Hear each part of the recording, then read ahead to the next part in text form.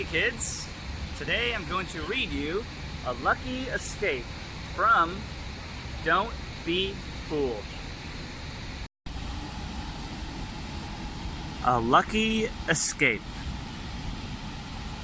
Written by Julia Jarman. Illustrated by Hannah Thompson.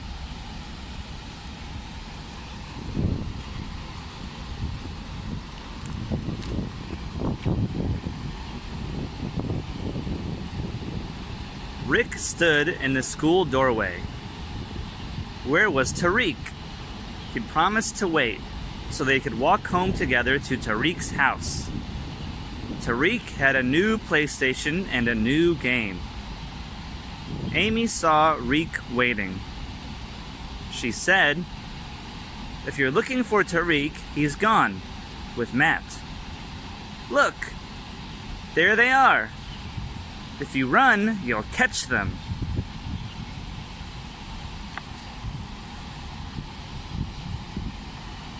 It was getting dark. Rick could only just see Matt and Tariq at the end of the road. He yelled, "Wait, will you?" But then some cars went by. When he looked next, they had vanished. Luckily, he was a good runner and soon reached the corner. There they were, nearly at the next corner. He yelled again. They glanced back and then started running again. They wanted to get home first and start on the PlayStation without him.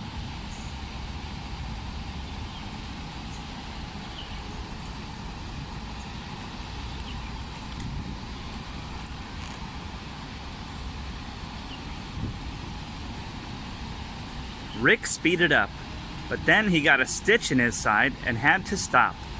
Matt and Tariq disappeared again, and a car drew up. "Want a lift, Rick?" A man was leaning out of the window. "You'll get wet if you stay out there," he said with a friendly smile. He looked a bit like Matt's dad. Was it him? Rick thought he'd seen him before.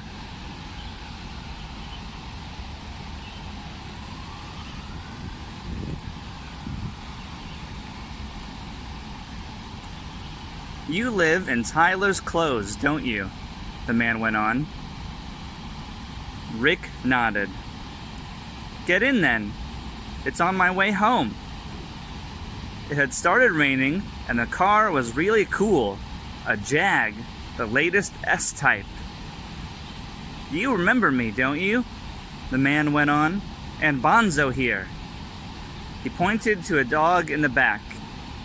"You and your dad stopped for a chat the other day."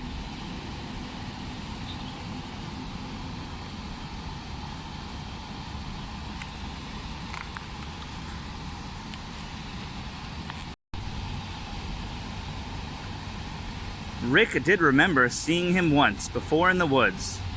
Bonzo had brought him a stick, and he had thrown it for him. The man grinned. "And were they your so-called mates? Running off without you? What would they say if you drove past them in a Jag?" He opened the passenger door. "Come on, get inside. We'll show them."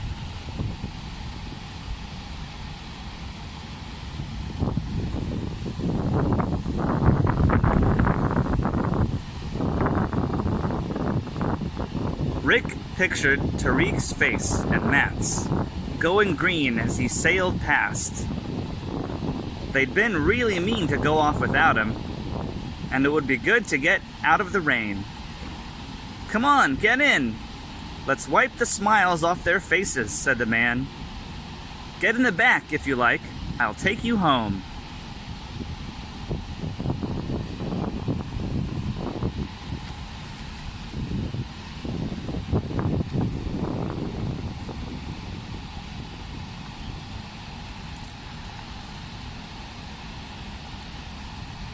Rick started to open the back door. That's right. The man closed the front door. "Bonzo doesn't bite, and nor do I." He laughed, and something made Rick hesitate. "We won't harm you, will we, Bonzo?" The man leaned over and stroked the dog. Harm me? Why is he saying that?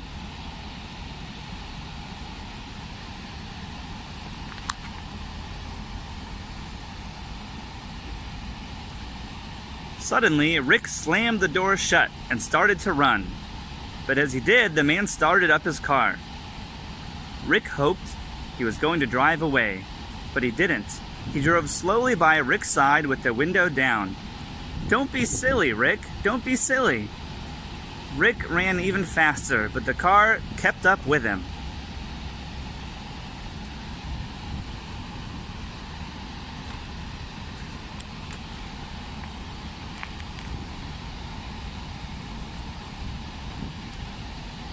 Then the car stopped. Good, thought Rick. He's turning around. He's going away. But then he heard footsteps behind him. Oh no, the man was chasing him. Rick panicked. His heart was pounding. The footsteps behind him were getting closer. Rick ran even faster, but then he stumbled and felt himself falling.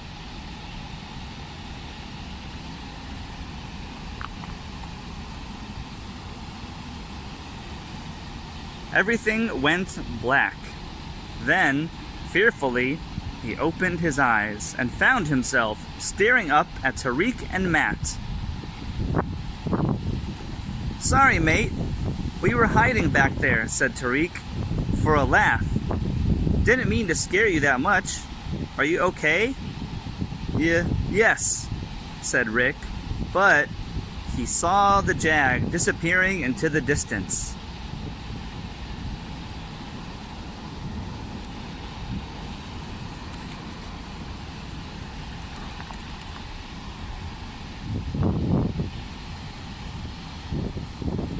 Cool car, said Matt. Do you know that bloke?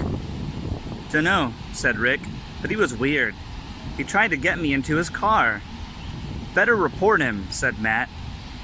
Come on, let's go back to your house. Quick, urged Tariq.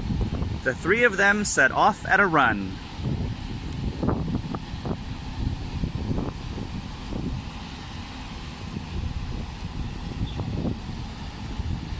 Back at home, Rick's mom rang the police. They want to hear all about it, she said as she put the phone down. They're coming round. You did the right thing, Rick, said his dad. We arrived just in time, said Matt. Yes, said Rick. I think I had a lucky escape.